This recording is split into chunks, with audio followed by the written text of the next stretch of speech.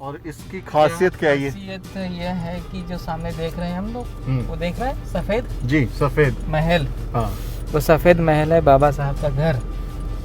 बाबा साहब भीमराव अंबेडकर जी। वहाँ रहते थे और वहाँ रहते हुए उन्होंने संविधान लिखा है।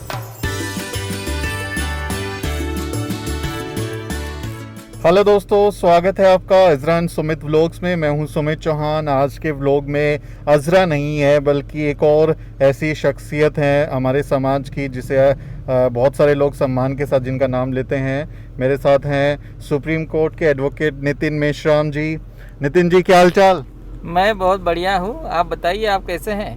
मैं एकदम मज़े में हूँ और मुझे लगता है हम 6-7 महीने बाद मिल पा रहे हैं। उससे ज़्यादा समय हो गया है मुझे लगता है, और मैं जैसे दिल्ली वापस आया मुझे लगा आपसे मुलाकात करनी चाहिए। मैं I was dying for going out. अच्छा, मैं भी आपको बहुत मिस कर रहा था। और नितिन जी और हम बहुत अच्छे दोस्त हैं, बट हम बहुत दिन से मिल नहीं पा रहे कोविड की वजह से। और आज हम जो है क्या करने आए हैं सर? हम लोग दिल्ली टहलने आए हैं। हम मुझे लग रहा है तफरी कि करने आए हैं, बहुत तफरी। दिनों के बाद हम लोग जो है दिल्ली कैसे दिखती है देख रहे हैं, है ना? तो आज हम आपको थोड़ा सा दिल्ली दिखाएंगे और अब बताएंगे कि अभी हम लोग कहाँ जा रहे हैं, क्या करने वाले हैं।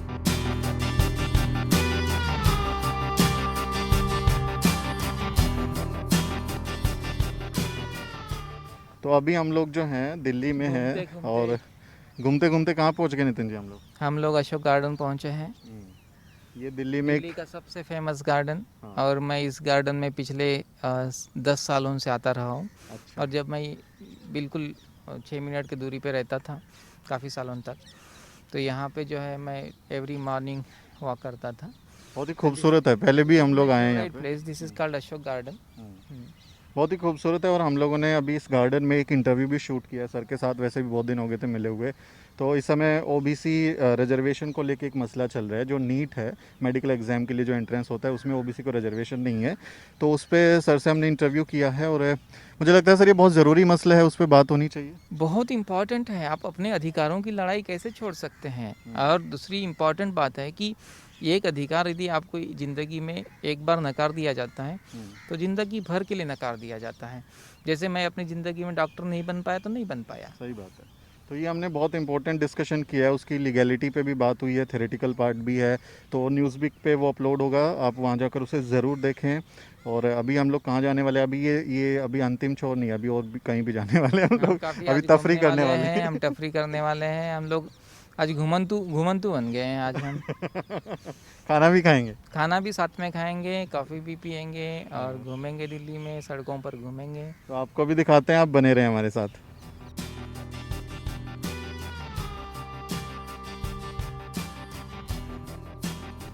कोविड टाइम पे अगर आपको घूमना हो तो इधर आइए, बहुत मज़ेदार है। ये बहुत खुला खुला है और डिस्टेंस भी आप मेंटेन कर सकते हैं और मज़े कर सकते हैं यहाँ पे।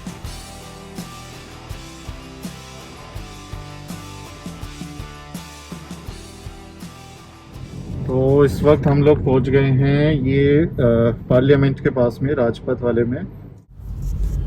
ये पूरा जो है सेंट्रल विस्टा प्रोजेक्ट के नाम पे आप देख रहे हैं, सब पे यहाँ पीले पीले पीले बोर्ड लगा के पूरी दिल्ली की तस्वीर एकदम बदल के रख दी है। जैसे हम लोगों ने दिल्ली देखी थी तो वो पुरानी तस्वीरें निकाल के बस याद कीजिएगा, दिल्ली ऐसी होती है। अभी तो बनाएंगे मोदी महल तो दिखेगा अलग ही। मुझे लगता है नए पार्लियामेंट का नाम मोदी महल रख देना चाहिए। वो रख भी देगा, आपकी बात सुन ली तो उन्होंने। मोदी महल रख देना चाहिए ताकि लोगों को पता चले कि इसको मोदी ने बनवाया था। जैसे ये सामने हैदराबाद हाउस है ना, उसी तरह से मोदी हाउस या मोदी महल ये इस तरह से रख दिया जाए, क्योंकि जब लोग मर रहे हैं, लोगों को ऑक्सीजन नहीं मिल रही है, और ये बंदे को जो है नया पार्लियामेंट बनाने की सोच रही है। और पार्लियामेंट में करते क्या है? साल भर में तो पार्लियामेंट चल ही नहीं रही है, तो पार्लियामेंट की नई बिल्डिंग की जरूरत क्या है ना? जो लोग चुन के जा रहे हैं वो क्या जनता के हित के बारे में कितनी बातचीत कर रहे हैं वहाँ पे? तो इसीलिए सिस्टम को सुधारने के लिए पहले जो मेंबर पार्लियामेंट्स है उनके जबान के ऊपर जो ताले लगे हुए हैं उसको हटाना पड़ेगा ना। पार्लियामेंट की बिल्डिंग बना के करोगे क्या? अकेले मोदी को ही भाषण देना है वहाँ पे, तो पार्लियामेंट की बिल्डिंग क्यों चाहिए? इज इट ना? मोदी महल नाम रखवाएंगे आप। इसको मोदी महल नाम रख देना चाहिए। वो रख भी देंगे, उनके मूड में आ गई तो रख भी शायद देंगे। मुझे लगता है वो तो रखना चाहिए ताकि लोग याद करें कि भाई इतना भी क्रूर शासक हुआ करते थे। हाँ। इतना भी क्रूर आदमी जो है वो कोई मतलब प्राइम मिनिस्टर देश में बना था, तो उसके मतलब वो मरने के बाद जो है ना, लोग उसको एक क्रूर शासक के रूप में पहचाने, इसके लिए उसका नाम वैसे रख देना चाहिए। और नई वाली में तो नितिन सर मतलब किसी ने आरटीआई डाली थी, पूछा था, उसके जवाब में पता चला कि सरकार का कोई इरादा नहीं है कि बाबा साहब की तस्वीर भी जो है, मूर्ति जो है वो नई वाली पार्लियामेंट की बिल्डिंग में लगाई जाएंगी, जैसे पुरानी वाली में है बाबा साहब की। तो नई वाली में कोई मतलब भरोसा नहीं है कि लोग लगाएंगे। अब ये भी एक बड़ा सीरियस मामला है, ये भी एक बड़ा सीरियस मामला है। उसके लिए तो बड़ा संघर्ष, मतलब दलितों को और ओबीसीओं को तो पूरा देश में संघर्ष के सिवा कुछ मिलता ही नहीं। हर मामले में संघर्ष ठीक करते है, हैं। और आपका संघर्ष जो है ना वो टिकने ही नहीं देते। जैसे बाबा साहब का फोटो सेंट्रल इसमें हॉल में लगे, इसके लिए संघर्ष हुआ था। अब जैसे पार्लियामेंट ही नहीं रहेगी तो उस संघर्ष का मतलब क्या होता है? तो आपका संघर्ष को वैसे ही खत्म कर दिया जाता है।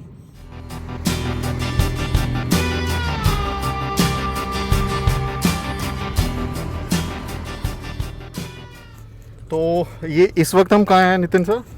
हम लोग ओल्ड विलिंगटन क्रिसेंट जिसे कहते हैं, जो वन ओल्ड विलिंगटन क्रिसेंट। और इसकी खासियत क्या है? ये खासियत यह है कि जो सामने देख रहे हैं हम लोग, वो देख रहे हैं सफेद, जी सफेद महल। हाँ। वो सफेद महल है बाबा साहब का घर।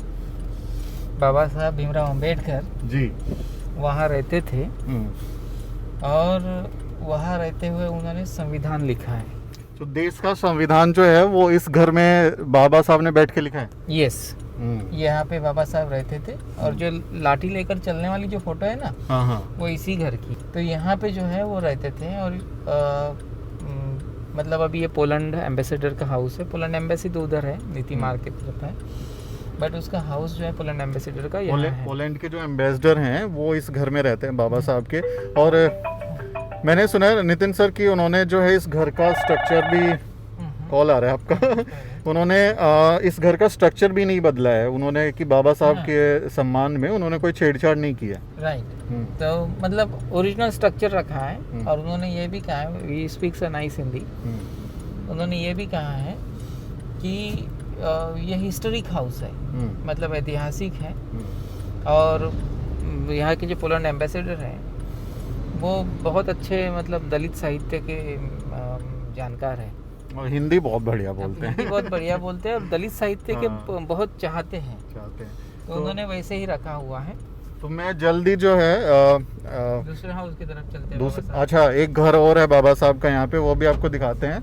और बहुत जल्दी मैं पोलैंड के जो एम्बेसडर हैं उनसे कांटेक्ट करूँगा, और जल्दी उनसे एक फुल इंटरव्यू भी हम लोग करेंगे इस घर के बारे में, अंदर से भी दिखाएंगे घर कैसा है, उस समय बाबा साहब से थे तो उनसे जुड़ी हुई क्या यादें, वो भी जल्दी हम आपको दिखाएंगे। अभी हम आपको बाबा साहब के एक और घर की तरफ लेके चलते हैं, जहाँ बाबा साहब अम्बेडकर 1936 में आए थे शायद। हाँ, जब बाबा साहब अम्बेडकर 1936 में एंट्री किए थे, मतलब second round table conference after Poona pact, जी, बाबा साहब अम्बेडकर को लेबर मिनिस्टर बना दिया गया था शायद, या फिर आई थिंक 1936 के बाद जब वो दिल्ली माइग्रेट किए तो वहाँ रहने के लिए आए थे। दिल्ली में पहला घर था वो उनका। हाँ, तो वहाँ रहते थे। उनके बारे में वो लोगों ने बोला था कि वो अबैंडन्ड हाउस था, तो गवर्नमेंट ने उनको, क्योंकि बहुत बड़ा था और दिल्ली में उस समय सबसे शानदार जो बाग थी, मतलब क्या बोलते, गार्डन उस हाउस में थी। गार्डनिंग का बहुत शौक था बाबा साहब को। मैं कहीं सुन रहा था किसी को कि जब उस समय दिल्ली में मतलब एक प्रतियोगिता टाइप की होती थी कि किसके घर का सबसे अच्छा बाग है, तो बाबा साहब हमेशा अव्वल आते थे उसमें। तो वो घर जो है ना, पहले जब वो रिनोवेशन में डाला गया था बाबा साहब के लिए, तो लोगों ने बोला कि ये बाबा साहब यहाँ तो बहुत बड़े बड़े भूत रहते हैं, आप यहाँ मत रहिए।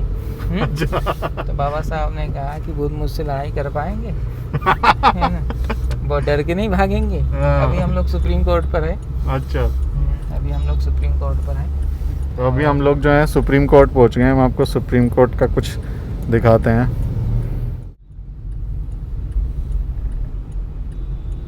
यहाँ से लॉयर से एंट्री करते हैं। अच्छा, यहाँ से आप लोअर से एंट्री करते हैं। ये बी गेट है। ये है सुप्रीम कोर्ट इस देश का, जहाँ से बहुत बार SC/ST के खिलाफ फैसले आते हैं। नितिन सर, कभी ऐसा मन नहीं कि आपको जब कोर्ट में बहस करते हैं तो जज ना सुने तो गुस्से में ऐसे बोले यहाँ पे सिर्फ तारीख पे तारीख मिलती है, तारीख पे तारीख? कोर्ट में डेकोरम होता है, कुछ चीज़ों का डेकोरम होता है। जैसे यहाँ से जजों की एंट्री होती है इस गेट से। अच्छा। जब जजों के से सिरेमनीज वगैरह होते तो यहाँ से एंट्री, मतलब मैं वगैरह यहाँ से गया है कई बार।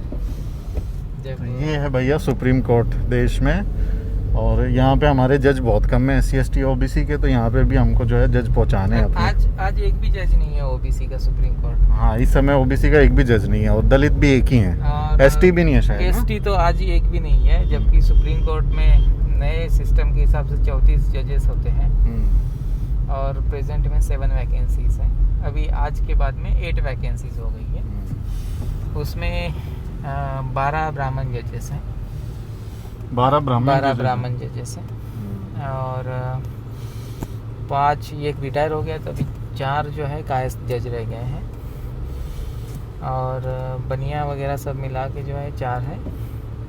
नॉन शूद्रा बट नॉन OBC, जैसे मराठा हैं, कम्मा है, इस तरह की अभी 2 कम्मा जजेस हैं सुप्रीम कोर्ट में, इंक्लूडिंग चीफ जस्टिस और एक और है। तो इस तरह की जो जातियाँ हैं जो OBC नहीं है पर शूद्र जाति है, वो 4 हैं, 4-5 है इस टाइम। एक दलित है और एक पारसी है, वो भी 2-3 महीने में रिटायर होने वाले हैं। तो इस तरह का कंपोजिशन है। मतलब सुप्रीम कोर्ट के ऊपर देश के 10% लोगों ने कब्जा करके रखा है। और फैमिलीज़ के बारे में तो लोग और ज़्यादा मतलब माइक्रो एनालिसिस में कहते हैं तो 200 फैमिलीज़ का राज है, बट वो कितना मतलब साउंड है उसके बारे में मैंने अभी पता नहीं किया है। मतलब कुछ तो इतने रिश्तेदार हैं जजों में कि ऐसे बोल दें कि ऐसे बोलते हैं ना कि मिलोड, उसकी जगह अंकल बोल देंगे तो भी काम चल जाएगा। आई थिंक वो मतलब बहुत पॉसिबल है कि जब आप माय लॉर्ड बोलते हो तो सामने वाला अंकल सुनता है, क्योंकि वो तो सारे रिश्तेदार हैं। तो आज के ब्लॉग में मुझे लग रहा है सर हम लोग फन के साथ साथ में बहुत इंटेलेक्चुअल भी हल्का फुल्का चल रहे हैं। तो नितिन सर, अभी हम कहाँ पहुँच गए हैं? हम लोग अभी कांशीराम साहब जहाँ रहते थे खान मार्केट के पास में, वहाँ पहुँचे हैं। साहब की डेथ भी यही हुई थी, वो यही रहते थे, तो वहाँ पहुँचे हुए हैं। ये लेफ्ट में आप जाएंगे खान मार्केट, और फिर थोड़ी सी अगली वाली गली में साहब रहते थे। तो ये बहुत ही सामने ताज होटल है। ये लेफ्ट की जो गली जा रही है, इधर ही साहब रहते थे कांशीराम कोठी में साहब रहते थे, और यहीं से उन्होंने आंदोलन चलाया। मतलब उनका रहने का ठिकाना जो है दिल्ली में, वो यही हुआ करता था। मान्यवर साहब ने दिल्ली में जो मतलब पूरे देश भर में जो आंदोलन चलाया, तो GRG रोड से तो चलाया ही है ना, 9GRG है ना, 9GRG तो पार्टी ऑफिस था, बट ये उनका रहने का ठिकाना था। तो साहब को लोग मिलने आते थे, तो किसी को अवॉइड करना होता था, तो वो हमारी तरह से जो हम जैसे घूम रहे हैं ना, तो दिन भर के लिए एक गाड़ी में पकड़ते थे और गाड़ी में दिन भर दिल्ली घूम जाते थे ताकि जो है जब तक वो आदमी वहाँ से चला ना जाए घर से, तब तक वो वापस नहीं जाते थे। वो पॉलिटिकल मतलब लोगों से, मतलब कोई किसी को अवॉइड करना हो तो बोल दे है ही नहीं, घर पे ही नहीं। हाँ, तो फिर दिल्ली में घूमते थे गाड़ी में, और जब उनको पता चलता होगा कि शायद वो आदमी है या नहीं है, चला गया, तो फिर वो वापस चले जाते। तो very clever person, very shrewd. Time का बहुत सदुपयोग करते थे। अच्छा, वो जो आशुतोष को थप्पड़ मारा था जर्नलिस्ट को, वो इसी घर में मारा था? शायद वो GRG रोड पे है। अच्छा, दूसरा घर GRG रोड पे यहीं पे है, यहीं पे, क्योंकि रहते थे ना, यहीं पे है। अभी हम लोग बाबा साहब के पहले घर, जब वो उन्होंने बाबा साहब ने बॉम्बे से दिल्ली में एंट्री किया, तो वो यहाँ आकर रहे थे। इसको पृथ्वीराज रोड कहते हैं। 22 पृथ्वीराज रोड आपने कई बार बाबा साहब के किताबों में, उनके लेटर्स में, उनके जो किताबों के प्रीफेस है उसमें पढ़ा होगा। वो 22 पृथ्वीराज रोड जो है वो सामने है। और बाबा साहब अम्बेडकर काफ़ी समय तक यहाँ पे रहे। जब तक वो लेबर मिनिस्टर थे तब तक बाबा साहब 22 पृथ्वीराज रोड पर रहते थे। और वहाँ से काफ़ी बड़ा आंदोलन खड़ा किया था। नॉर्थ इंडिया में जो अम्बेडकर मूवमेंट जो बढ़ा, बेसिकली वो यही से बढ़ा है, 22 पृथ्वीराज रोड से। और ये टर्की का एम्बेसी बन गया है क्या अभी? हाँ, टर्की का एम्बेसी है ये। तो ये बाबा साहब का जो घर है जिसमें पहली बार वो आए थे, रहे बहुत ही थे। प्राइम लोकेशन है आज के पीरियड में। ये 22 पृथ्वीराज रोड बहुत ही प्राइम लोकेशन है। और यदि आज आप इस घर को बेच देंगे तो इसका कम से कम 2000 करोड़ रुपए कीमत है। तो इस तरह से जो है बाबा साहब अम्बेडकर यहाँ पे आए। यहाँ से बगल में ही ताज होटल है और लेफ्ट हैंड में पार्लियामेंट है और प्रेसिडेंट हाउस है और फिर नॉर्थ ब्लॉक, साउथ ब्लॉक, वो सब मतलब एक इंस्टीट्यूट। तो बहुत प्राइम लोकेशन है। और बहुत ही प्राइम अभी तो इसमें टर्की के एम्बेसडर हैं। ये पहला घर है बाबा साहब डॉक्टर अम्बेडकर का। जब वो बॉम्बे से दिल्ली आए थे तो इसमें घर में रहे थे।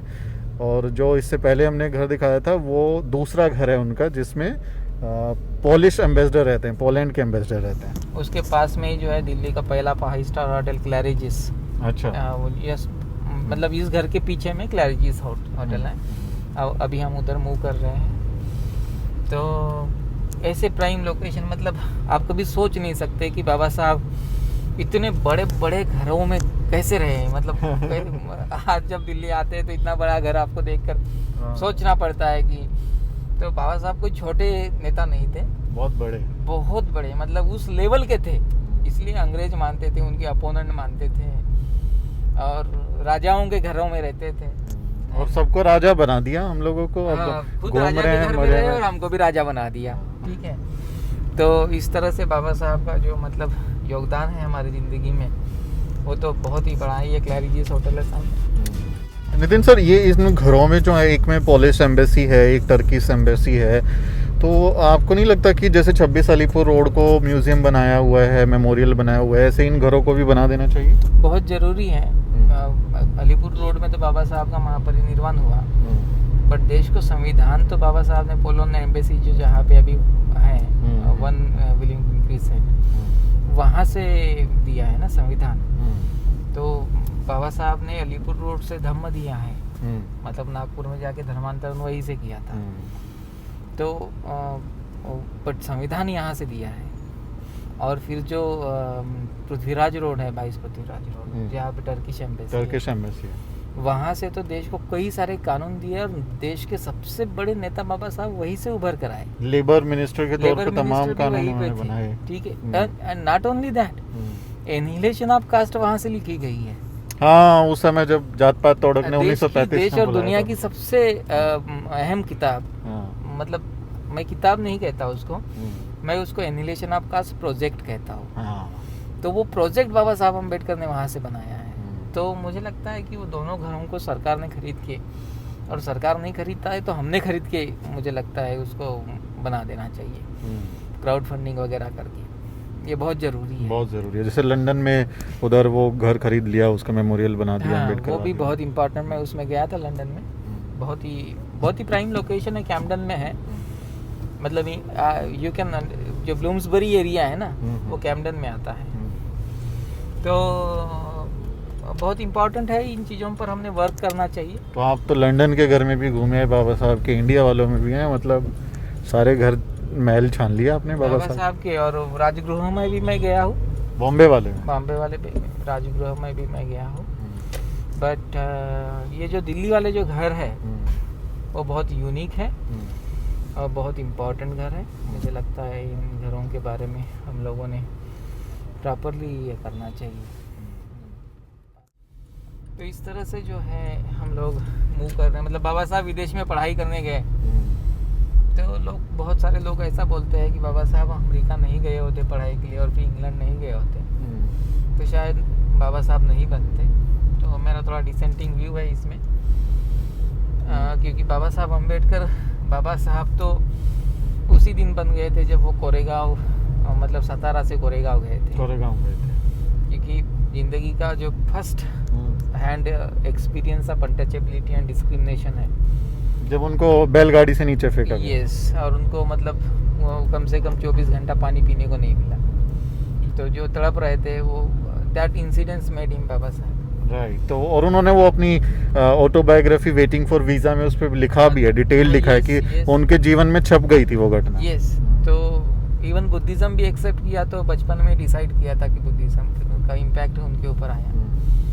तो इम्पॉर्टेंट चीज़ ये है कि बाबा साहब अम्बेडकर जो है वो तभी बन गए थे, और बाद में वो पॉलिश हुए, एम्प्लीफाइड दिखाई दिए आपको। एम्प्लीफाइड। अदरवाइज जब सयाजीराव गायकवाड़ की गवर्नमेंट के साथ, मतलब बड़ौदा गवर्नमेंट के साथ में बाबा साहब का कॉन्ट्रैक्ट हुआ, वो स्कॉलरशिप थी उनकी की। स्कॉलरशिप नहीं है वो, स्कॉलरशिप कहना गलत होगा, क्योंकि आप स्कॉलरशिप कहेंगे तो फिर स्कॉलरशिप का कोई रिटर्न नहीं होता, तो वो एजुकेशन लोन था basically. It was a kind of education loan, कि आप कोलंबिया जाएंगे, वहाँ इकोनॉमिक्स की पढ़ाई करेंगे, और इकोनॉमिक्स की पढ़ाई करके आएंगे तो देश, मतलब उनके राज्य का जो सबसे बड़ा इकोनॉमिस्ट है, और बड़ौदा बहुत ही प्रोग्रेस्ड स्टेट था इकोनॉमिकली, रिच स्टेट था, बहुत रिच था। बड़ौदा बैंक आप तो देखते ही है, तो बहुत जो प्रोग्रेस्ड स्टेट था, उसके चीफ इकोनॉमी का एडवाइजर, जिसे अभी ऑडिटर एंड कंट्रोलर जनरल आप कह रहे हैं, या फिर चीफ फाइनेंस सेक्रेटरी कह रहे हैं, इस तरह के तो बहुत बड़ी पोस्ट मिली थी, लेकिन उनको फिर भी घर नहीं मिला था रहने के लिए। बाबा साहब को घर नहीं मिला था, तो फिर दिल्ली आके दिल्ली में ही महलों में रहे वो। इस बात से मुझे एक चीज़ और याद आई नितिन जी, कि अभी जैसे बाबा साहब गए थे पढ़ने में ना, तो एजुकेशन लोन लेके गए, बाद में आके उन्होंने सर्विस भी की। अभी बहुत सारे ना हमारी कम्युनिटी के बच्चे जो हैं वो विदेश में पढ़ने के लिए जा रहे हैं, और वो लोग क्राउड फंडिंग कर रहे हैं। अभी जैसे आपने देखा होगा सुमित सामोस को 3.5 घंटे में करीब 37 लाख रुपए इकट्ठा हो गए। अभी और भी गोल्डन है, अंशुल है, सुशांत है, बहुत सारे लड़के ऐसे लड़कियां जो हैं वो जा रहे हैं। तो इस पे आपको क्या लगता है कि मतलब क्राउड फंडिंग मतलब सही है? What's your opinion? बहुत ही पेचीदा मामला है बताने के लिए, क्योंकि मैं यदि कहूँगा कि ये सही नहीं है तो फिर लोग मुझे कहेंगे कि मैं उनका विरोध करता हूँ। यदि मैं सही कहूँगा तो फिर मुझे ये देखना पड़ेगा कि ये जो बाहर जाने वाले लड़के हैं वो किस लिए बाहर जा रहे हैं, ठीक है। और बाहर जाना बहुत अच्छी बात है, ऐसा नहीं है, बट जैसे ऐसे मतलब सुहास जो है, तो इंग्लैंड में तो उसका कोई बड़ा नाम नहीं है। सुहास तो मतलब जैसे आप उत्तर प्रदेश का जो मतलब कोई यूनिवर्सिटी हो, आगरा यूनिवर्सिटी हो, या फिर कोई उस तरह का अलीगढ़ यूनिवर्सिटी हो, उस टाइप का वो यूनिवर्सिटी है, ठीक है। तो चौधरी चरण सिंह यूनिवर्सिटी समझ लीजिए उसको, लंदन। तो वो इम्पोर्टेंट बात वो हमारे लिए ये नहीं है कि वो कहाँ कौन सी यूनिवर्सिटी में जा रहे हैं, बट मेरा ऐसा मानना है कि आप क्राउड फंडिंग करने के पहले आपने पहले स्कॉलरशिप के लिए ट्राई करना चाहिए। वहाँ पे बहुत सारी, मतलब फॉरेन में तो बहुत सारी स्कॉलरशिप्स हैं, और बड़ी बड़ी इंस्टीट्यूशंस की यदि आप डिज़र्विंग मेरिटोरियस कैंडिडेट्स हैं तो वहाँ बहुत स्कॉलरशिप्स हैं। तो आपने पहले वहाँ स्कॉलरशिप्स के लिए कोशिश करना चाहिए, और स्कॉलरशिप के लिए कोशिश करके मेरा ऐसा मानना है कि फेल होने के, यदि आपको नहीं मिल रही है स्कॉलरशिप, तो अपने एजुकेशन लोन लेने की कोशिश करना चाहिए। क्योंकि यदि आप बाहर फॉरेन एजुकेशन के लिए जा रहे हैं, और फॉरेन एजुकेशन के लिए जा रहे हैं, तो आपका एजुकेशन का डिग्री है वो 1 करोड़ रुपए 2-3 सालों में आपको नहीं कमा के देता है, तो फिर उस डिग्री का मतलब क्या है? मतलब मैं डिग्री पे अगर 80 लाख 1 करोड़ रुपए खर्च कर रहा हूँ, हाँ। तो उससे मुझे वो करियर में उतना तो वो मुझे पे बैक करे। मतलब आपको 2-3 सालों में यदि 80 लाख या 1 करोड़ रुपया नहीं कमा पा रहे उस डिग्री के भरोसे, तो फिर उस डिग्री का मतलब क्या है? Fair enough. तो अभी हम लोग आए हैं दिल्ली में एक रेस्टोरेंट में खाना खाने। बहुत देर से घूम रहे हैं, काफ़ी भूख लगी है, तो अभी हम लोग खाना खाएंगे।